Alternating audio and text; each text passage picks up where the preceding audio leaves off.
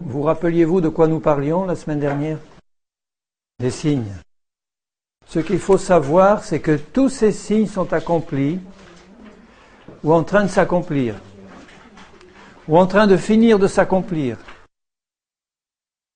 Et Jésus a dit, quand vous verrez ces choses commencer à se produire, levez vos têtes.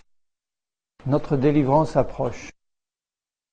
Alors le 11e signe, je suis dans Matthieu 24 toujours, et nous étions arrivés au verset 12, juste après l'annonce des faux prophètes qui séduiront beaucoup de gens. Vous savez, quand les gens sont séduits, ils ne sont pas séduits dans la vérité, ils sont séduits dans l'erreur. Or, quand on est séduit dans l'erreur s'accompagne toujours d'impureté, de mensonges, de haine, enfin de tout ce qui touche au caractère de Satan. Il est le menteur et le père du mensonge. Donc plus on s'écarte de la vérité qui est Jésus et on se rapproche de la séduction et du menteur, plus on reçoit des choses qui sont dans la nature de Satan. Alors que plus on s'approche de Jésus qui est la vérité, plus on reçoit des choses qui sont dans la nature de Jésus. Donc quand la séduction augmente, l'iniquité augmente aussi. Ça va avec. On ne peut pas espérer que la sainteté va grandir quand la séduction augmente. La sainteté grandit dans la vie de ceux qui sont restés fidèles et dans la foi. Au verset 12, le 11e signe dit « Parce que l'iniquité se sera accrue, l'amour du plus grand nombre se refroidira. » C'est un des signes marquants de la fin des temps. Le péché grandit quand vous avez les yeux ouverts autour de vous, vous voyez. Le péché grandit. Certains me disent « Oh, mais ça a toujours été comme ça, du temps des Romains, c'était pareil. » Mais Jésus dit « L'iniquité grandira. » C'est vrai que le péché a toujours existé. Mais dans la fin des temps, ça prend des proportions telles que même les enfants de Dieu, petit à petit, deviennent presque insensibles au fait que le péché grandit. On se laisse insensibiliser par l'accroissement du péché. On a pu voir ça quand on se promenait dans les rues de Jérusalem, il y a un peu plus d'1 an. Je disais à Elk, mais il y a quelque chose de bizarre. C'est pas parce que c'est la ville de Dieu, la ville sainte, enfin bon. Mais la ville de Jérusalem est presque entièrement privée de panneaux publicitaires. Vous en voyez de temps en temps des petits panneaux sur les abribus ou des petits encarts grands comme une grande feuille de papier, mais il n'y a aucun panneau publicitaire. Mais je vous assure que ça change déjà l'atmosphère d'une ville. Quand vous voyez ces panneaux publicitaires qui constamment nous parlent de toutes les choses abominables avec des photos qu'on n'aurait jamais vues même en France chez nous il y a 20 ans, on prend de plus en plus de liberté, que ce soit à la radio, à la télé, surtout à la télévision, et dans tous les médias, dans les journaux, etc. Vous voyez de plus en plus le péché s'étaler sans aucune retenue, et les chrétiens être de plus en plus habitués à ça. Il n'y a plus cette révolte qu'on aurait pu avoir il y a 20 ans, la première fois que ces choses ont commencé à se manifester. Mais maintenant, ça se développe à une allure telle qu'on entre dans la prophétie du Seigneur. L'iniquité s'accroîtra et l'amour du plus grand nombre se refroidira. Quand l'iniquité augmente, l'amour se refroidit, l'amour du plus grand nombre. Il n'y a qu'une catégorie de personnes dans lesquelles l'amour va se réchauffer, c'est l'Église fidèle et l'Église véritable du Seigneur Jésus. Elle va être de plus en plus réchauffée par l'amour du Seigneur parce qu'elle est de plus en plus proche, elle se prépare à la venue de Jésus, elle a compris que nous sommes dans les temps, et puis de toute manière, elle sait que par amour pour le Seigneur, il faut toujours rester en communion avec lui, et se préparer, c'est le minimum que Jésus demande à ses enfants. Nous sommes prêts quand nous sommes au Seigneur. Nous sommes déjà prêts. Continuons à nous préparer davantage. Et ce qui caractérise aussi cette diminution de l'amour, alors dans l'Église, l'amour diminue aussi, puisque l'iniquité grandit aussi dans l'Église. L'Église est de plus en plus infiltrée par l'erreur, le mensonge, les séductions. Donc le péché grandit aussi dans l'Église, donc l'amour du plus grand nombre diminue. Où ça devient un amour sentimental et sans substance.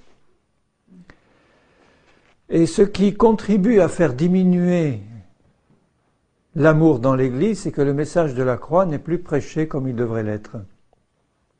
On parle d'expérience, on parle de sensations, on se réunit pour se faire du bien et recevoir des visitations d'en haut, jusqu'à ce que notre colonne vertébrale soit toute frissonnante et qu'on se retrouve par terre, mais rien de tout ça ne remplace le message de la croix. Et c'est le message de la croix qui nous permet de comprendre l'attitude juste vis-à-vis de la chair et qui nous permet de comprendre ce que Jésus a fait et la victoire totale qu'il a remportée sur le malin. Plus le message de la croix est prêché, plus la foi réelle grandit dans la crucifixion de la chair et dans la victoire de Jésus. Et si le message de la croix n'est pas prêché dans les églises, la séduction et l'iniquité vont augmenter puisque la croix règle le problème de la chair. Si la croix n'est pas prêchée, la chair a libre possibilité de se développer, de se manifester. Sous des formes très religieuses, mais enfin c'est quand même la chair. Et derrière la chair, les esprits séducteurs sont là. Jésus vient de dire, celui qui persévérera jusqu'à la fin sera sauvé. J'aurais presque pu mettre ça comme un signe supplémentaire, c'est que dans l'église de Jésus, la persévérance va être la qualité des chrétiens des derniers temps. Ils vont être tellement bombardés à gauche, à droite, devant l'iniquité qui grandit, dans l'église, la séduction, etc., que celui qui va persévérer les yeux sur Jésus, avec que la parole du Seigneur dans son cœur, celui-là sera sauvé. C'est une promesse formidable. Persévérons, bien-aimés, persévérons. Ne nous laissons nous détourner par rien, ni personne. Que ce soit notre femme, notre mari, nos parents, nos enfants, même s'ils essayent de nous détourner, restons aveugles, sourds et muets, les yeux fixés sur Jésus, les yeux de notre cœur sur sa parole, et continuons d'avancer sur la route qu'il nous a tracée. Celui qui persévérera jusqu'à la fin sera sauvé. Et celui qui persévère, c'est celui qui serre les dents et qui continue d'avancer, envers et contre tout. Vous faites partie de cela? Tu fais partie de cela? Amen. Il ne faut pas dire « Oh, j'espère ». Non, il faut dire « Oui, Seigneur, je veux faire partie de ceux qui vont persévérer jusqu'au bout. Et par ta grâce, j'en ferai partie. » En sachant qu'on a besoin de la grâce du Seigneur pour qu'il nous tienne debout. Maintenant, le 12e signe, c'est le verset d'après, 14. « Cette bonne nouvelle du royaume sera prêchée dans le monde entier pour servir de témoignage à toutes les nations, alors viendra la fin. » On y est maintenant. C'est la seule époque de l'histoire de l'humanité où la bonne nouvelle de l'Évangile est prêchée dans le monde entier. Par l'écrit, par la radio, par la télé, par tout ce que vous pouvez avoir comme moyen moderne à la disposition des gens, les cassettes, les tout. La bonne nouvelle est prêchée dans le monde entier, jusque dans les coins les plus reculés. Bon, il n'est pas dit là, attention, parce qu'il y a des chrétiens qui disent « Oh, mais j'ai le temps !» D'ici que toute la terre soit évangélisée, on a le temps de le voir venir, le Seigneur. C'est pas ça qui est dit. Il n'est pas dit que la terre entière sera évangélisée. Il est dit simplement que la bonne nouvelle sera prêchée dans le monde entier. Ça veut dire que par des moyens qui sont les nôtres aujourd'hui, la bonne nouvelle est prêchée dans le monde entier. Ça ne veut pas dire que tous vont l'entendre, mais elle existe, elle est prêchée là. Elle est sur les ondes, elle est partout. La bonne nouvelle. Aujourd'hui, quelqu'un qui a un petit poste de radio au fin fond de l'Afrique peut ouvrir son poste de radio et entendre l'Évangile. Même chez nous. Une fois, j'étais à la gare Saint-Charles à 5 heures du matin, je débarquais d'un train pour aller plus loin, et puis il y avait le brouhaha qui commençait à se faire, les gens qui passaient. C'est toujours très actif, une gare comme ça. Et j'entendais, au fond de la gare, j'entendais un bruit très fort, une voix puissante. Je dis, qu'est-ce que c'est que ça? Je m'approche, puis je vois un clochard qui était là dans un coin, et puis il avait mis à fond Radio Luxembourg, ou Radio Monte-Carlo, enfin une radio, avec l'émission chrétienne, à fond dans la gare Saint-Charles. Il écoutait. Ah, j'étais réjoui, je disais, non seulement il l'écoute, mais il en fait profiter tout le monde. La bonne nouvelle du royaume sera prêchée dans le monde entier. Elle l'est. Il ne dit pas que tous les hommes de la terre écouteront, il est dit qu'elle sera prêchée dans le monde entier, pour servir de témoignage à toutes les nations. Je crois qu'on est dans ces temps-là. Ça y est maintenant. Maintenant, c'est même par satellite, enfin tout. Alors viendra la fin. Du temps de Jésus, la bonne nouvelle n'était pas prêchée, loin de là, dans le monde entier. Même 40 ou 50 ans après, elle était prêchée dans tout le monde connu romain de l'époque, mais les Chinois, les Hindous et les autres n'avaient pas entendu parler. Maintenant, le monde entier est couvert. Au verset 15, ça c'est le 13e signe. C'est pourquoi, lorsque vous verrez l'abomination de la désolation dont a parlé le prophète Daniel, établie en lieu saint, que celui qui lit fasse attention. Alors que ceux qui seront en Judée fuient dans les montagnes, que celui qui sera sur le toit ne descende pas pour prendre ce qui est dans sa maison, et que celui qui sera dans les champs ne retourne pas en arrière pour prendre son manteau. Malheur aux femmes qui seront enceintes et à celles qui allaiteront en ces jours-là. Priez pour que votre fuite n'arrive pas en hiver, ni un jour de sabbat. Donc il ne parle pas de l'enlèvement, là, il parle de l'abomination, de la désolation dans le lieu saint. Et quand on revoit la prophétie du prophète Daniel, il parle bien dans cette prophétie de la fin des temps et qu'il y a un chef qui viendra et qui introduira l'abomination de la désolation dans le temple de Dieu, dans le lieu très saint. Donc l'annonce de Jésus fait référence à une prophétie antérieure qui elle-même couvrait de nombreux siècles et qui couvrait plusieurs occasions où le temple de Jérusalem a été profané et détruit. D'abord par Nebuchadnezzar, ensuite par Titus le Romain. Mais spirituellement parlant, le temple du Dieu vivant, c'est l'Église du Seigneur aujourd'hui. Aujourd'hui, nous sommes le temple du Dieu vivant. Il viendra un temps où le temple sera reconstruit et où l'Antichrist se présentera dans ce temple pour se faire passer pour Dieu et pour se faire adorer par la terre entière. Nous n'y sommes pas encore à celui-là. Hein. Mais l'abomination actuelle qui précède la venue du Seigneur concerne le temple saint que doit être l'Église du Seigneur Jésus. Et quand nous verrons l'abomination de la désolation dans le prophète Daniel, l'abomination, ça consistait à profaner le lieu saint. Antiochus Épiphane, qui avait profané le temple, avait sacrifié une truie sur l'autel de l'Éternel, alors que le porc est considéré comme l'animal le plus impur par les Juifs. C'était vraiment, il a ouvert le temple, il l'a saccagé, il a institué toutes sortes d'abominations dans le temple, des idoles, des prostitutions, enfin c'était quelque chose d'abominable. Les Juifs pieux qui étaient là, quand ils ont vu ça, ont vu pour eux vraiment l'abomination de la désolation.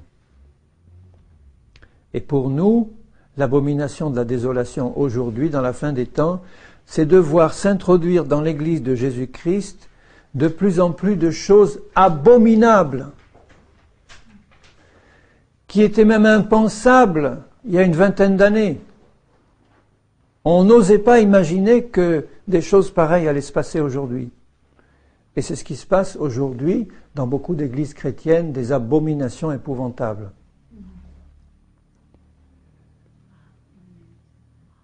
On va voir bientôt des choses encore pires se passer dans les églises au nom du Seigneur. On voit actuellement, j'ai vu des publicités pour des festivals soi-disant chrétiens, où vous aviez des danses en l'honneur de l'Éternel, et on voyait des femmes, sur la photo, on aurait dit qu'elles étaient nues, elles avaient un collant de la tête aux pieds. Vous voyez un peu le style dans les églises du Seigneur, pour louer l'Éternel, bien sûr. Des choses pires vont se passer au nom du Seigneur. Alors, quand l'abomination de la désolation, ça veut dire que même dans le lieu très saint, dans la présence même de l'Éternel, vont se passer des choses abominables. Ils n'ont pas hésité à désacraliser le temple en entrant dans le lieu très saint pour le dévaster. Bon, le Seigneur n'est pas intervenu pour détruire ceux qui faisaient cela. Il réserve son jugement pour le jour du jugement, mais ils n'ont pas hésité à rentrer dans le lieu très saint, le lieu le plus saint où même les sacrificateurs n'osaient pas entrer pour faire les choses les plus abominables. Alors quand nous verrons ces choses, il dit « fuyez ». Ça ne veut pas dire forcément fuir au sens physique du terme parce qu'on est pourchassé par les ennemis. Ça veut dire « sortez du milieu d'eux, mon peuple ». Quand vous voyez ces choses se passer dans une église, quand vous voyez l'église qui est normalement le temple du Seigneur, accepter tous ces compromis, ces abominations, ces séductions, se passer dedans, sous vos yeux, bon, il y a un temps où l'apôtre Paul dira « ôtez le méchant du milieu de vous », mais il y a des moments où ce n'est plus possible. Si Paul pouvait dire ça, c'est qu'il était en position d'apôtre, il avait avec lui un certain nombre d'anciens et de responsables qui étaient d'accord, et il pouvait parler aux Corinthiens de la sorte pour dire « ôtez le méchant ». Mais aujourd'hui, on ne peut plus ôter le méchant, c'est nous qui devons sortir. Parce qu'il y a tellement d'abominations qui se passent, enfin je parle en général, hein, j'en fais pas une loi, une règle absolue, parce que Dieu conduit chacun. Mais quand on voit l'abomination de la désolation se passer dans une église du Seigneur, eh bien je pense que la meilleure des solutions, c'est de fuir, comme le Seigneur le dit là. Fuyez dans les montagnes, fuyez dans les lieux, enfin spirituels, propres et purs, si vous en trouvez encore. Au verset 21, le Seigneur dit, toujours à propos de cette fin des temps, car alors la détresse sera si grande qu'il n'y en a point eu de pareil depuis le commencement du monde jusqu'à présent, et qu'il n'y en aura jamais. Et si ces jours n'étaient abrégés, personne ne serait sauvé, mais à cause des élus, ces jours seront abrégés. Là aussi, le Seigneur parle d'une période qui va précéder son retour, ou qui va suivre l'enlèvement, c'est-à-dire le retour définitif de Jésus sur la terre se fera en 2 temps, vous le savez, l'enlèvement de l'Église, 7 ans de tribulation, puis ensuite Jésus revient poser les pieds sur la terre avec son Église. Et cette période-là est caractérisée par une grande détresse qui ne fait que commencer. Vous voyez ce qui se passe aux portes de l'Europe, au Kosovo maintenant? C'est une détresse pour 500 000 personnes et peut-être plus demain qui sont jetées sur les routes. Et ça s'est passé constamment depuis que Jésus parlait. Mais ça se passe aujourd'hui maintenant, à une époque où on pourrait penser qu'avec le progrès moderne et tout ce que le monde peut avoir trouvé de technologie efficace, on aurait pu éviter ces choses-là. Mais le cœur de l'homme n'a pas changé. La détresse va grandir et elle sera si grande dans la fin des temps que si le Seigneur ne venait pas arrêter tout ça, et si le Seigneur n'enlevait pas d'abord son Église, puis ne revenait pas ensuite 7 ans après pour arrêter ce conflit mondial, plus personne ne serait sauvé. Donc une caractéristique de la fin, je mettrai ça comme 14e signe, c'est que la détresse va grandir. La détresse grandit. Et la grande tribulation sera un temps de détresse terrible. Je peux imaginer la détresse des Juifs qui étaient poursuivis par les nazis pendant la dernière guerre. Nulle part un endroit pour se cacher, nulle part un endroit de sécurité. Partout poursuivis, chassés comme des animaux, tués sans pitié, hommes, femmes, enfants, vieillards. Eh bien, ce sera la même détresse pour les chrétiens qui vont rester, la même détresse pour les païens qui seront là, impliqués dans ce conflit terrible. Une détresse épouvantable. Et puis, je ne parle pas seulement de la détresse des guerres et des persécutions, mais je parle des détresses dans le cœur. Des détresses de gens qui n'ont pas de solution pour leurs problèmes, qui sont là à tourner en rond sans savoir comment ils vont s'en sortir. Je me demande aujourd'hui comment on peut vivre sans Christ dans ce monde aujourd'hui. À moins de s'éclater complètement et devenir fou par une recherche constante de plaisir pour oublier, ou dans la drogue ou dans la boisson, mais comment est-ce qu'on peut vivre sans Christ? Comment est-ce qu'on peut vivre en paix sans Christ aujourd'hui? Regardez la détresse des gens, la détresse de la solitude, la détresse partout dans le monde, les gens qui n'arrivent pas à communiquer, les familles qui se brisent, les divorces. Tout ça grandit sous nos yeux. Et ça occasionne des détresses de plus en plus grandes. Des hommes et des femmes qui sont dans la détresse. Ils vous le diront peut-être pas, mais quand vous les prenez entre 4 yeux et qu'ils osent ouvrir un peu leur cœur, vous voyez la détresse. Et cette détresse, d'ailleurs, elle est programmée volontairement par les gens qui dominent ce monde et qui le préparent pour l'Antichrist, parce qu'ils savent très bien que dans la détresse, les gens ne sachant vers qui se tourner, vont se tourner vers un sauveur. L'Antichrist va se présenter comme le sauveur du monde. Le monde a rejeté Jésus comme sauveur, il va accepter l'Antichrist comme sauveur. La détresse sera tellement grande, pas de travail, des famines, même dans des pays comme les États-Unis ou ailleurs, il peut y avoir des moments de famine, des moments de détresse, des catastrophes, des cataclysmes, ou chez nous. Et la détresse sera tellement grande, les gens en auront tellement assez que quand ils verront arriver l'Antichrist avec son intelligence et ses solutions et ses miracles, ils se tourneront vers lui. Quelqu'un qui est dans la détresse, il cherche du secours. C'est comme ça que ceux qui sont dans la détresse vont consulter des astrologues, des guérisseurs et des devins, et des sectes, parce qu'ils espèrent pouvoir sortir de leur détresse.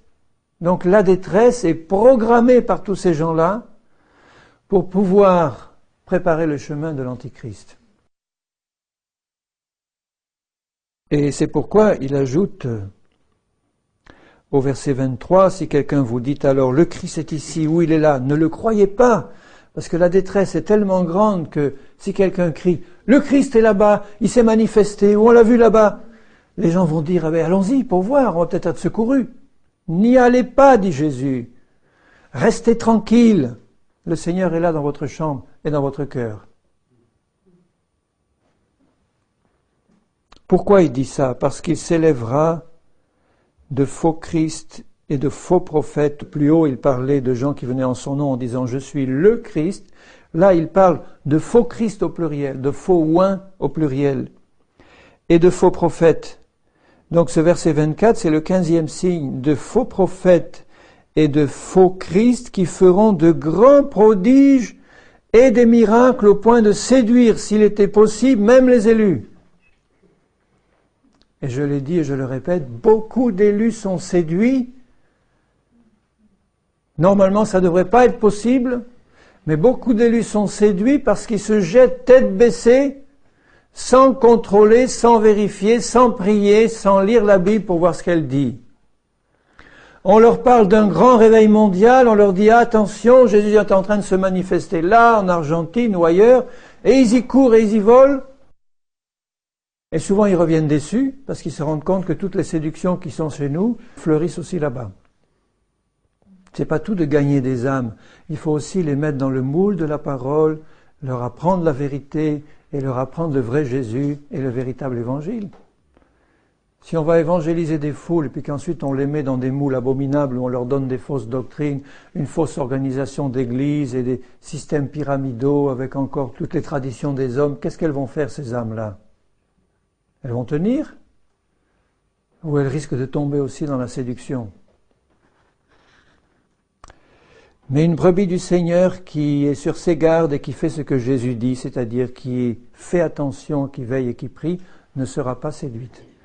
Il pourra y avoir devant vous les plus grands miracles et les plus grandes choses qui vont se passer. Vous allez entendre la voix du Saint-Esprit dans votre cœur qui vous dit « Attention, ce n'est pas de Dieu ». Et ce ne sont pas les miracles qui vont vous attirer en priorité. Donc de grands prodiges et de grands miracles. C'est un temps de surnaturel que nous vivons de plus en plus dans la fin des temps. Le surnaturel va se développer de plus en plus. Mais ce ne sera pas le surnaturel de Dieu. Des grands prodiges et des grands miracles, des faux. Voici, je vous l'ai annoncé d'avance, si on vous dit, il est dans le désert, n'y allez pas, il est dans les chambres, ne le croyez pas. Car comme l'éclair part de l'Orient et se montre jusqu'en Occident, ainsi sera l'avènement du Fils de l'homme. Donc, à la fois l'enlèvement sera soudain, et il enlèvera les chrétiens près d'une manière soudaine, inattendue, et en même temps le retour du Seigneur à la fin de la bataille d'Armageddon sera soudain et brutal sur la montagne des Oliviers. Il posera les pieds et tout sera réglé. Et il détruira ses ennemis par le feu et l'épée qui sort de sa bouche. Comme un éclair. Le 16e signe au verset 32. Aussitôt après ces jours de détresse, le soleil s'obscurcira, la lune ne donnera plus sa lumière, les étoiles tomberont du ciel, les puissants des cieux seront ébranlés.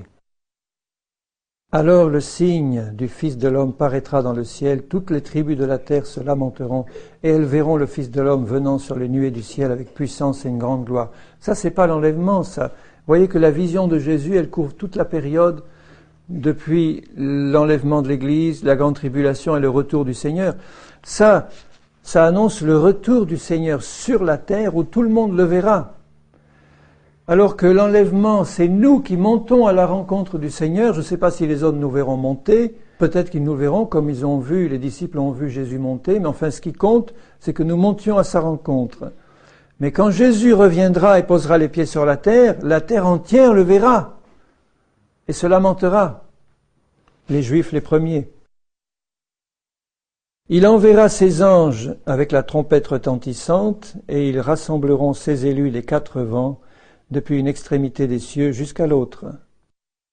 J'ai pas le temps d'en parler maintenant, mais vous avez d'abord les chrétiens qui sont enlevés. Au milieu de la grande tribulation, vous avez tous les martyrs de la tribulation qui ressuscitent et qui sont enlevés. Et à la fin de la grande tribulation, vous avez tous les saints des âges antérieurs, les saints qui étaient prêts, c'est-à-dire de l'Ancien Testament, etc., qui ressuscitent avec la venue de Jésus sur la terre pour passer avec lui la période de 1000 ans. Donc il n'y a pas qu'une résurrection, la résurrection des chrétiens, il y a aussi la résurrection des martyrs de la tribulation, et tous ceux qui ont été fidèles à la parole de Dieu et à la parole de Jésus, et notamment ceux qui sont morts martyrs dans tous les temps, vont aussi ressusciter à la fin de la tribulation pour régner avec Christ pendant 1000 ans. C'est dit dans Apocalypse 20. Donc tout ceci implique des anges qui sonnent la trompette retentissante, et nous partirons quand la trompette aussi va sonner. Mais la trompette va aussi sonner pendant la durée de l'Apocalypse. Et ces trompettes pour rassembler ces élus des 4 vents, depuis une extrémité des cieux jusqu'à l'autre. Instruisez-vous par une comparaison tirée du figuier. Dès que ses branches deviennent tendres, et que les feuilles poussent, vous connaissez que l'été est proche. De même, quand vous verrez toutes ces choses, sachez que le Fils de l'homme est proche, à la porte. Donc là, je suis au 16e signe, au Matthieu 24, 32. Instruisez-vous par une comparaison tirée du figuier. Dès que ses branches deviennent tendres et que les feuilles poussent, vous connaissez que l'été est proche. Jésus voulait dire, dans un premier sens, que quand vous verrez tous ces signes se passer ou s'accélérer, vous savez qu'on est dans les temps que Jésus a annoncés comme étant ceux de son retour. C'est l'accélération et la généralisation de tous ces phénomènes qui montrent qu'on est dans les temps de la fin. Puis on verra les autres signes qui montrent qu'on y est vraiment. Donc si nous ouvrons les yeux, nous devons savoir que le retour du Seigneur est proche. Et il y a aussi un sens spirituel à cette prophétie, c'est que le figuier représente Israël. Dans la Bible, vous avez 3 plantes qui représentent Israël, la vigne, l'olivier et le figuier. Et le figuier qui devient tendre, c'est Israël qui se reconstitue à la fin des temps. Quand le figuier devient tendre et quand ses feuilles repoussent, vous voyez, le figuier d'Israël était un arbre sans feuilles, presque sec et mort aux yeux de l'extérieur, de ceux qui le regardent, mais en 1948, le figuier repousse des feuilles, il reverdit. Les collines d'Israël sont en train de se repeupler de forêts et d'hommes. Des millions d'arbres sont plantés. Le climat d'Israël est en train de changer. Ce pays qui était un désert redevient un verger. Et le figuier d'Israël est en train de reverdir sous nos yeux, comme la vigne et l'olivier. Les Juifs reviennent de la terre entière. Sur les 15 millions de Juifs, il n'y en a que 5 actuellement en Israël, il y en a encore 10 qui sont à l'extérieur, il y en a encore plus en Amérique actuellement de Juifs que dans l'État d'Israël. Il y en a 700 000 en France, vous vous rendez compte, la France est le 3e pays du monde pour le nombre de ces Juifs, et ils sont en train d'être persuadés par le Seigneur de revenir en Israël pour faire reverdir le figuier. Ça ne veut pas dire qu'ils sont en train de reconnaître Jésus comme leur Messie en tant que nation. En tant qu'individu, il y en a beaucoup qui reconnaissent le Seigneur, mais en tant que nation, c'est pas encore le moment. C'est quand Jésus va revenir poser les pieds sur le mont des Oliviers et ils verront celui qu'ils ont percé. Mais le Saint-Esprit est en train de travailler le cœur de beaucoup de Juifs, même si en tant que nation, ils ne sont pas encore dans la reconnaissance du Messie. Ils sont en train de revenir en Israël, non pas pour constituer l'État théocratique et l'État dans l'obéissance du Seigneur, ils sont en train de revenir en Israël pour y être jugés par Dieu. Notamment au cours de la grande bataille finale et au cours des invasions qui vont se produire sur Israël, où 1/3 des Juifs vont encore être exterminés, nous dit Zacharie. Donc le figuier représente Israël. On lira dans Zacharie 12 à 14 quelques prophéties qui concernent la fin des temps, Mais sachez que, mettez-vous bien ça dans le cœur, que les Juifs reviennent actuellement en Israël parce que les prophéties les font revenir. Ils y reviennent pour être jugés par Dieu sur les montagnes d'Israël et dans la plaine de Jizréel. Parce que leur cœur endurci n'a pas encore reconnu le Seigneur. Ils résistent encore à la reconnaissance du Messie.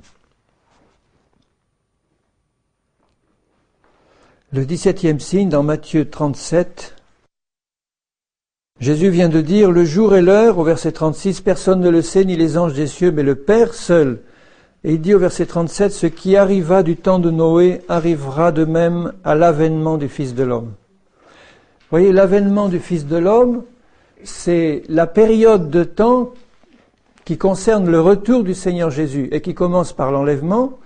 Ensuite, après l'enlèvement, vous avez dans le ciel les noces de l'agneau et sur la terre la grande tribulation. Puis le retour de Jésus pour régner pendant 1000 ans qui va marquer vraiment, physiquement, son avènement sur la terre comme roi de la terre et d'Israël. Donc la période qui concerne l'avènement du Seigneur Jésus et qui commence par l'enlèvement est caractérisée par ce qui se passait du temps de Noé. Et il explique, car, verset 38, dans les jours qui précédèrent le déluge représente ici la grande tribulation. Les hommes mangeaient et buvaient, se mariaient et mariaient leurs enfants, jusqu'au jour où Noé entra dans l'arche. Et ils ne se doutèrent de rien. Donc ce qui caractérise la fin des temps, c'est que les gens deviennent de plus en plus occupés par leurs affaires personnelles, se marier, marier leurs enfants, vendre, acheter, etc., des maisons.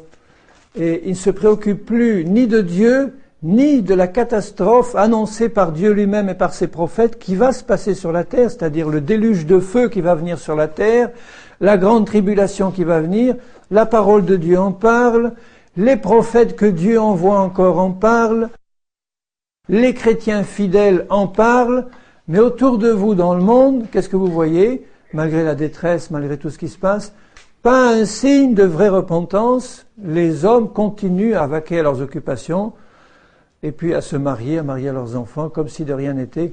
Ils ne se doutent pas de ce qui va arriver sur la terre, cette catastrophe qui va venir sur la terre. Ils ne se doutent pas. Ils voient bien que ça va pas, mais ils espèrent que ça va s'arranger, que bon, il va y avoir, quelqu'un va venir finalement pour remettre de l'ordre. Ils ne se doutent pas que ça va finir par un jugement qui va manquer de détruire presque toute la terre, comme au temps de Noé. Est-ce que vous voyez autour de vous les gens dans la rue réfléchir à tous ces événements en se disant « mais il y a un jugement de Dieu qui vient, il va falloir que je mette ma vie en règle. C'est en train de me parler, je vais me tourner vers le Seigneur pour me convertir et marcher droit. » On ne voit pas ça. On voit les gens inquiets, les gens angoissés, les gens se demander ce qui va se passer, mais ça ne les pousse pas, en général, à la repentance. Bien sûr, quelques-uns peuvent être touchés, mais dans la grande masse, ils ne se repentent pas. Noé qui prêchait en disant « Le déluge va venir, vous allez tous périr, il y a de la place dans mon arche, venez !» Il se moquait de lui en disant « Mais ce vieux-là, qu'est-ce qu'il vient faire avec son engin? Là, on ne sait pas à quoi ça peut servir, c'est un vieux fou. » Il nous annonce une pluie, mais il n'a jamais plu, on n'a jamais vu ça. Et ça se passait aussi du temps de Lot pour Sodome et Gomorrhe. Ils ne se doutèrent de rien, jusqu'à ce que le déluge vint et les emporta tous. Il en sera de même à l'avènement du Fils de l'homme. Alors, de 2 hommes qui seront dans un champ, l'un sera pris, l'autre sera laissé. Voilà l'enlèvement, là, ici, annoncé directement par Jésus. De 2 femmes qui moudront à la meule, l'une sera prise, l'autre laissée. Veillez donc, puisque vous ne savez pas quel jour votre Seigneur viendra. Au verset 44, « C'est pourquoi vous aussi tenez-vous prêts, car le Fils de l'homme viendra à l'heure où vous n'y penserez pas. » Les chrétiens seront prêts, mais ils n'y penseront pas à l'heure où viendra Jésus. Bien sûr, ils sont prêts à partir, mais à l'heure où viendra Jésus, ils n'y penseront pas. Alors si ceux qui sont prêts ne savent pas à quelle heure et n'y pensent pas à quelle heure, ils sont prêts, ils savent que si Jésus vient, ils seront prêts à partir. Mais à combien plus forte raison les chrétiens tièdes dans le compromis, ils n'y pensent pas au retour du Seigneur. Ils peuvent l'espérer, ils peuvent dire oui, bon, on sait que Jésus va revenir un jour, mais c'est pas sitôt, c'est pas demain la veille. Où sont aujourd'hui les églises où on prêche avec ardeur de la venue proche du Seigneur. Si, vous avez quelques églises qui en parlent. Mais dans l'ensemble de la chrétienté, on préfère parler plutôt du réveil qui vient que du retour imminent du Seigneur. Le retour imminent du Seigneur devrait être le thème numéro 1 de prédication, en disant préparez-vous, c'est l'heure, on y est. Et il ne faut pas rester derrière. Ça va être atroce. Si c'était prêché partout, les gens se prépareraient. Ils diraient, mais on a vraiment là des conducteurs spirituels qui ont conscience du danger et qui nous secouent. Au lieu de dire, ah, mais tout va bien, le réveil vient, c'est bien, le Seigneur est en train de visiter son peuple, des onctions descendent, et puis on est là, et la terre entière va être gagnée pour Christ. Alors il faut conquérir les villes, conquérir les pays pour Christ, et puis tout va aller bien. Et quand tout sera conquis pour Christ, eh bien on dira, Seigneur, tu peux venir maintenant, ça y est. Le monde t'attend, il est prêt. C'est pas ça du tout. Et il y en a qui enseignent ça, qui disent que Jésus ne reviendra pas tant que la terre entière ne sera pas conquise pour Christ. Et on lui présentera ça comme un beau cadeau. Une séduction de plus. Donc l'Église ne pense pas au retour proche du Seigneur. Elle le sait comme ça parce qu'on lui a dit.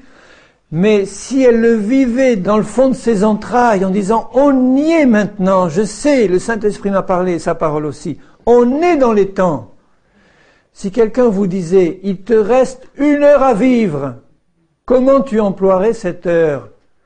Est-ce que tu l'emploierais à t'occuper de choses frivoles ou futiles en disant « Bon, j'ai 1 heure, j'ai le temps ».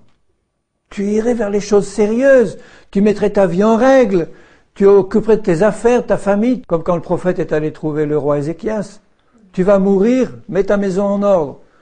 Si on te disait, il te reste 1 heure à vivre, comment tu utiliserais l'heure qui te reste?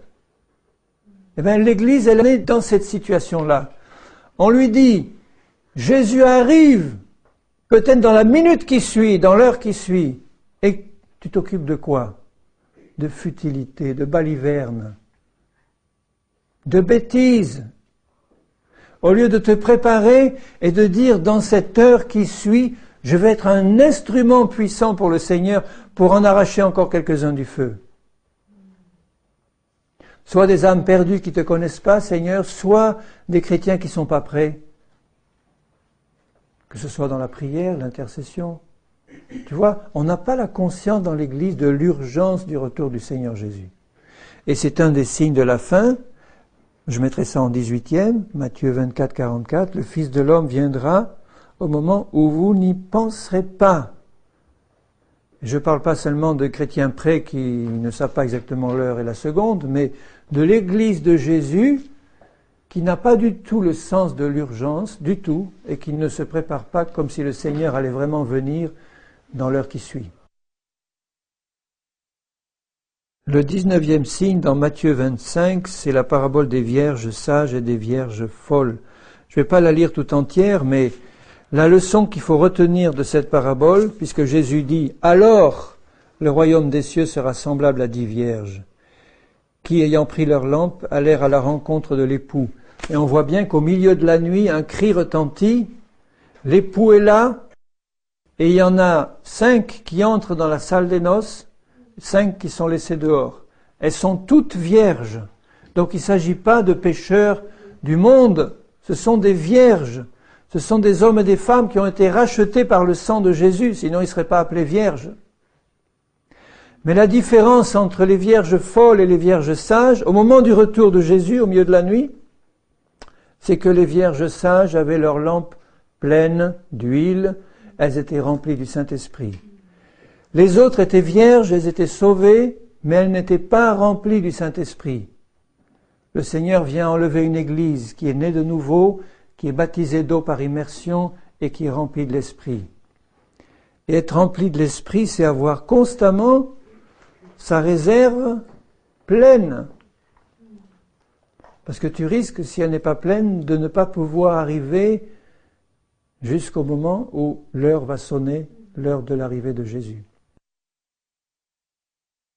Cette onction du Saint-Esprit qui est sur nous et qui doit nous remplir, on ne peut pas nous en prendre et la donner à ceux qui n'en ont pas. Bien sûr que l'onction du Seigneur, elle peut se transmettre au sens que si tu as en face de toi quelqu'un qui est vraiment rempli de l'Esprit, Tu vas être stimulé toi-même et tu vas recevoir quelque chose de bon. Mais il va falloir que tu te positionnes devant le Seigneur pour dire « Seigneur, je veux être rempli moi aussi. Je ne veux pas dépendre constamment de Pierre, Paul ou Jacques pour me donner un peu de réserve. Parce qu'il risquerait d'y avoir pas assez pour lui et pour moi. Que lui soit rempli, que moi aussi je sois rempli. » Et je peux retirer cette huile gratuitement auprès du Seigneur Jésus. C'est lui qui baptise de l'Esprit, c'est lui qui la donne gratuitement.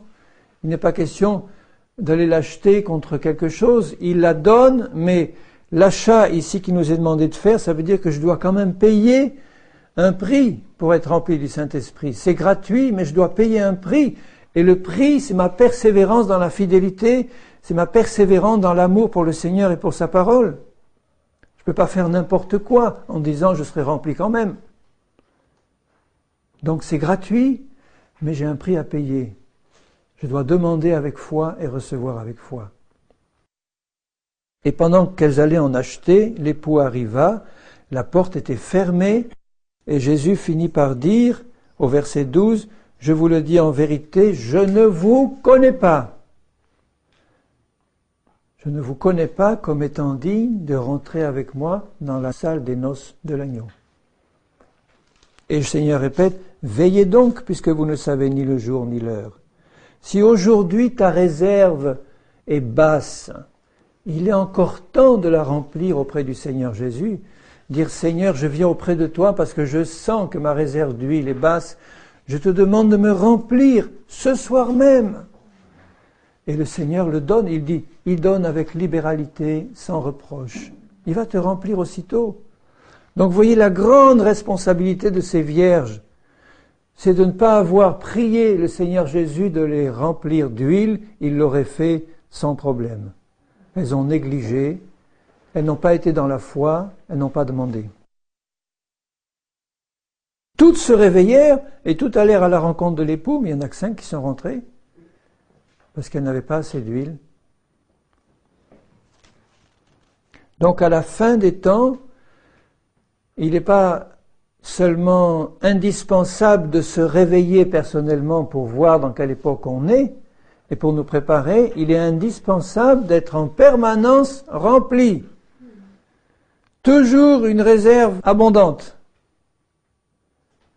Et ce n'est pas une histoire difficile d'avoir une réserve pleine. Hein. Je vous le répète pour vous encourager, si tu veux être rempli, Dieu donne son Saint-Esprit à ceux qui le demandent et à ceux qui lui obéissent. Si tu vis une vie grossièrement dans le péché, que tu vas demander au Seigneur, remplis-moi, il va te dire, règle d'abord ton affaire, je vais te remplir après. Mais s'il n'y a rien dans ton cœur et que tu es là honnêtement devant le Seigneur, Seigneur, remplis-moi, j'en ai besoin, je veux tenir jusqu'à ce que tu viennes. Le Seigneur déverse et te remplit à ras-bord. Au point que tu diras, bon Seigneur, élargis mes limites un peu plus parce que j'en veux davantage. Et il le fera.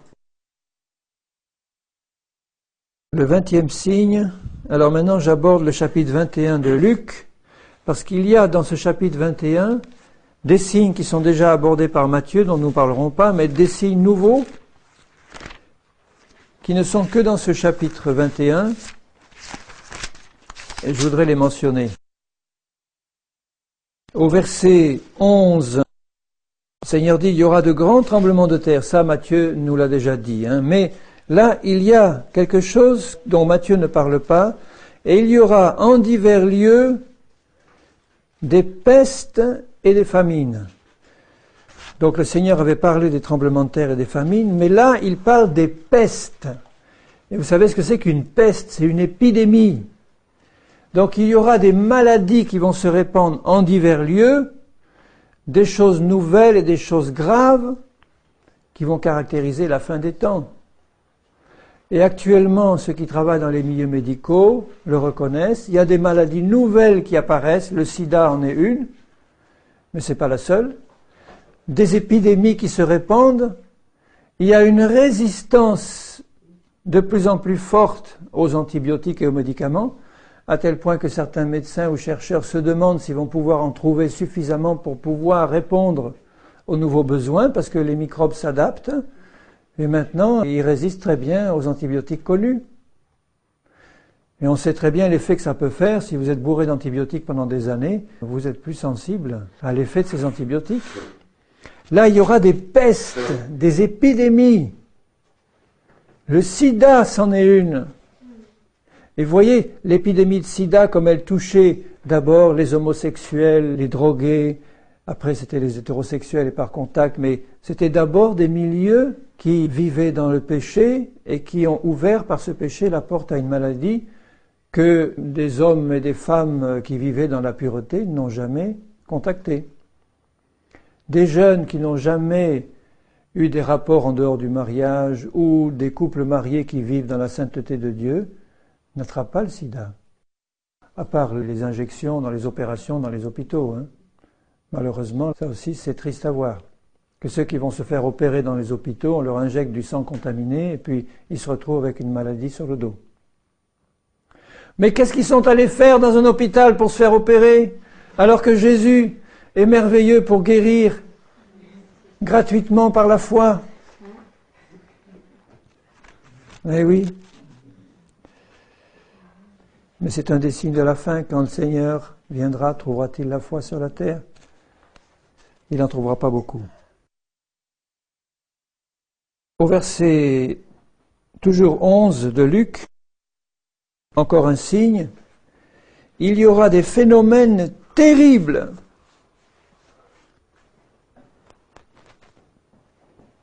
Alors qu'est-ce que c'est ces phénomènes terribles? Eh bien, c'est des catastrophes, tout simplement. Genre tunnel du Mont Blanc, genre avalanche meurtrière. Vous ne trouvez pas qu'il y a une accélération de ce genre de catastrophes? Des phénomènes, et encore on en verra de plus terribles que ça, des phénomènes terribles se passer. J'insiste pas sur les détails, mais sachez que Jésus a annoncé ça, on va en voir de plus en plus. Et quand vous voyez ces choses, vous pouvez dire, eh bien, ça a été annoncé par le Seigneur. Au verset 11 toujours, donc c'est le 22e signe, et il y aura de grands signes dans le ciel. Alors ces grands signes dans le ciel peuvent toucher l'astronomie, des signes curieux qui se passent dans le ciel, peuvent toucher des choses qui ne se sont passées que dans notre époque actuelle, comme les soucoupes volantes par exemple. Les soucoupes volantes, c'est quelque chose qui caractérise le XXe siècle. On n'en voyait pas avant. Pourquoi on n'en voyait pas avant? Parce qu'on n'était pas dans la fin des temps. Or, les soucoupes volantes, ce sont des phénomènes réels. Ça a été étudié, prouvé par les militaires de la Terre entière qui ont des dossiers comme ça. Ce sont des phénomènes réels, mais il ne s'agit pas du tout d'extraterrestres, il s'agit de manifestations démoniaques. Il y a même des livres qui sont parus, dont j'ai eu des extraits par Internet ou autres, des auteurs américains qui étaient dans l'armée américaine et qui ont eu des rapports secrets avec des bases qui avaient reçu des soucoupes volantes et des soi-disant extraterrestres et qui commençaient à dévoiler ces secrets parce qu'ils n'en pouvaient plus de garder ça et qui montraient qu'il y avait vraiment des contacts secrets entre des hommes de certains niveaux et des êtres qui se faisaient passer pour des extraterrestres avec une technologie très avancée qui inquiétait beaucoup ces gens-là parce qu'ils se disaient si jamais ils se fâchent contre nous, on ne peut rien contre eux parce qu'ils sont trop développés au point de vue technologique. Mais en fait, ce sont des démons manifestés physiquement aux yeux des autres. Et puis ces grands signes dans le ciel, ça touche aussi à la météo, des grands signes dans le ciel. Vous ne trouvez pas que depuis quelques années, on bat toujours tous les records? C'est des records de sécheresse, c'est des records de pluie, c'est des records de chaud, des records de froid. Depuis quelques années, on n'entend parler que de ça. On n'a jamais vu ça, des grands signes dans le ciel. Le 23e signe,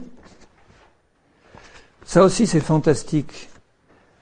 Au verset 20 de Luc, « Lorsque vous verrez Jérusalem investie par les armées, sachez alors que sa désolation est proche. » Jésus parlait de l'invasion de Jérusalem par les armées romaines qui allaient détruire le temple et la ville en l'an 70 après Jésus-Christ.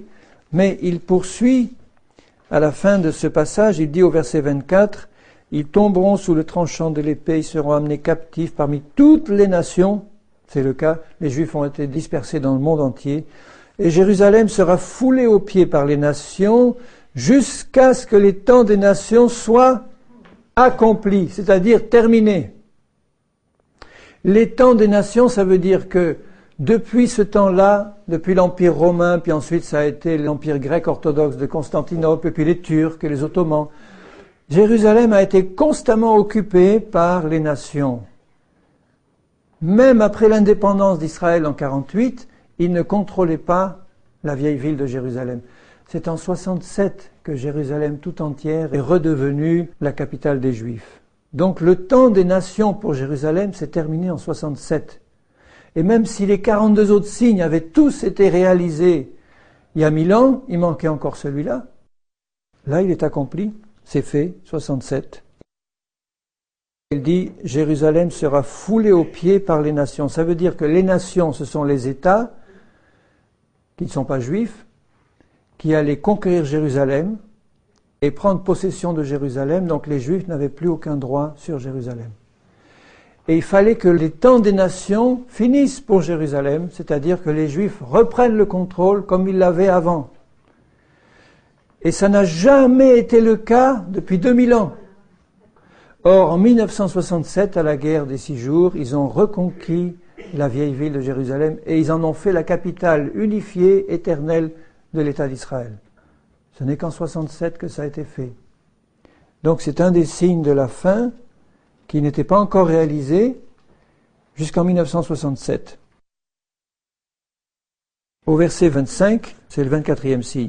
Il y aura des signes dans le soleil, dans la lune et dans les étoiles. Tout à l'heure, il parlait des signes dans le ciel. Là, il précise le soleil, la lune et les étoiles. Le soleil et la lune font partie de notre système solaire. Les étoiles font partie des autres systèmes solaires. Alors, il annonce des signes qui concernent la fin des temps. La conquête de l'espace, c'est encore un autre signe dans le ciel. Quand vous avez des engins qui vont maintenant sur la Lune, sur Mars, et puis au-delà des confins du système solaire, ce sont des signes dans le ciel. C'est aujourd'hui seulement que ça se passe. Ils ne pouvaient même pas imaginer du temps de Jésus que ces choses-là allaient arriver. Mais aujourd'hui, on les voit, oh, c'est normal, c'est le progrès technique. Ce sont de grands signes dans le ciel. Ils sont en train d'assembler aujourd'hui, Russes, Américains, Français, tout confondu. Ils sont en train d'assembler une immense station spatiale internationale dans l'espace qui servira de base pour la conquête de Mars, etc. Ils sont en train de l'assembler à coups de boulons et de mécanos. C'est un grand signe dans le ciel. Les satellites, tout est contrôlé par les satellites. Ce sont des signes dans le ciel. À propos de la guerre du Kosovo, j'entendais hier à la radio un spécialiste dire « Mais vous savez, les Américains, ils sont en train de tout surveiller avec un satellite. Ils ont là un satellite qui permet de lire le titre des journaux qui est en train de lire le soldat serbe, là, 3000 km plus bas.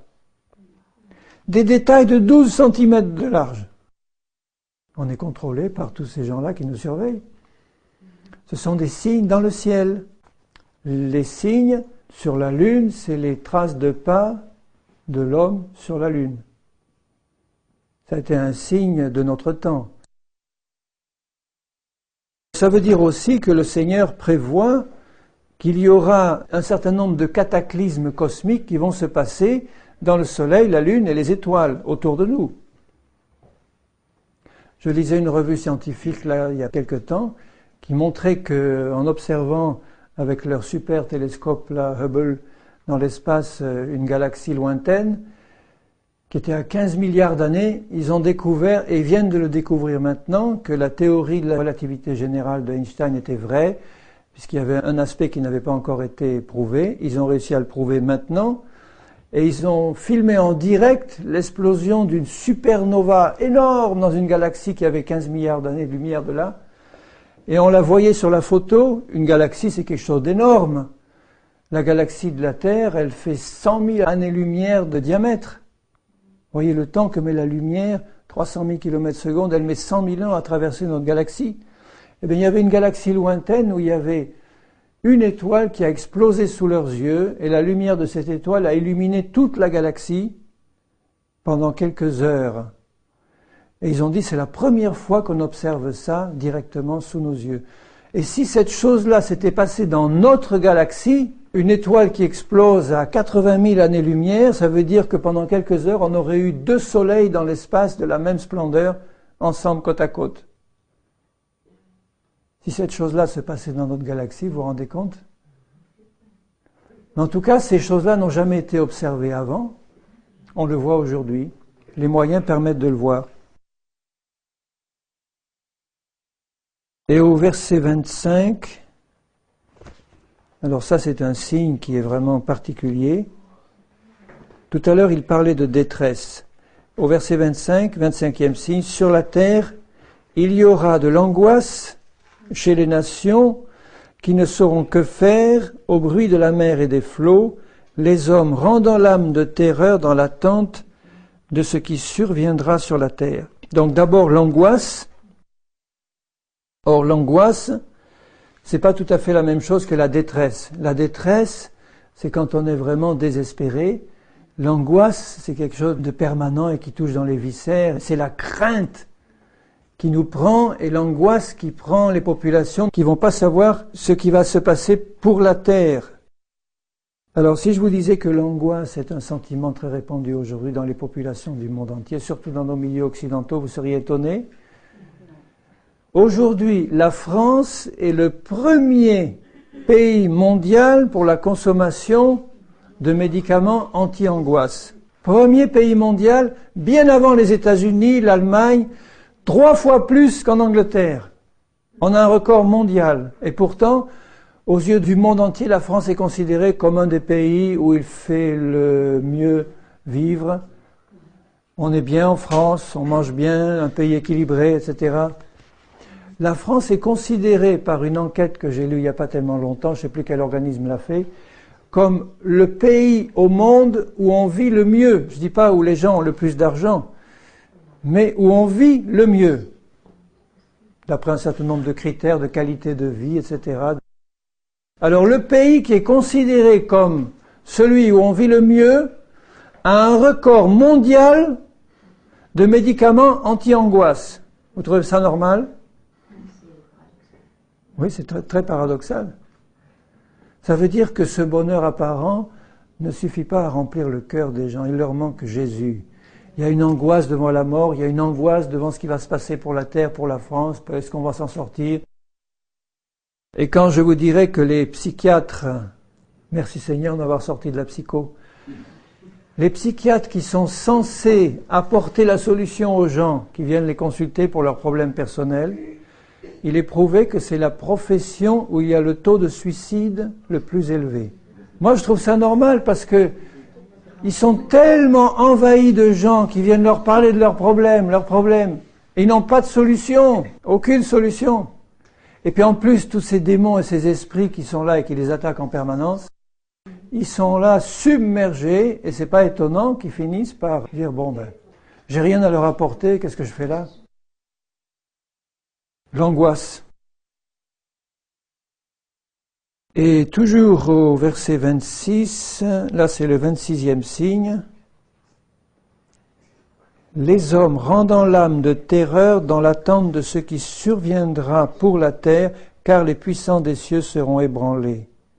Donc, il parle là d'une angoisse particulière, c'est d'une terreur pour l'avenir de la terre.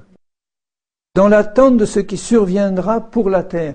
Ça veut dire que la terre entière, c'est pas simplement tel pays ou tel autre, c'est la terre entière qui va éprouver de la terreur en se demandant qu'est-ce qui va arriver à cette terre. Et vous savez, le développement du mouvement écologique dans les pays occidentaux, en Amérique, en Allemagne, etc., vient de la terreur dans l'attente de ce qui va arriver pour la Terre, la pollution, les déchets atomiques en Russie, tout. Et les environnementalistes sont en train de prendre de plus en plus de pouvoir. En Amérique, ça va tellement loin que maintenant des lois sur l'environnement commencent à priver les gens de leur propriété personnelle, soi-disant parce que ça pollue, ça empêche les ratons laveurs de se multiplier, etc. On les prive de leur droit de liberté personnelle. Et c'est ça qui angoisse les gens et les gouvernants. Est-ce que la pollution de l'eau, la pollution de l'air, l'ozone qui s'en va au pôle Nord et au pôle Sud, etc. Les gens se disent, mais est-ce qu'on va s'en sortir? L'effet de serre, les glaces qui fondent. Les gens se disent, mais la Terre... Les écologistes ont la terreur de voir la planète crever et ils sont en train de transmettre cette terreur à la population entière parce qu'en fait, les gens se posent des questions. Elle est en train de crever. Il va falloir que Jésus arrive pour régler tout ça. Vous vous rendez compte, si une centrale atomique vieillotte comme Tchernobyl a réussi à contaminer la Terre entière,